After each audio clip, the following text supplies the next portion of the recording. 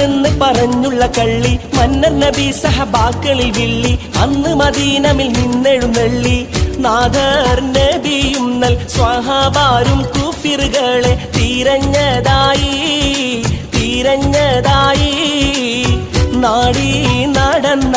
കഥ ഇബ്നു ഹർബും മറ്ററിഞ്ഞുപോയി ആദി ബസ്മലത്തോട് ഹംദും വിരുത്തി ഞാൻ ആദിയിൽ സുമ്മാ ഹമീൻ നബിക്കും അൽ അരികോരിൽ സ്വലവാത്തും മാസല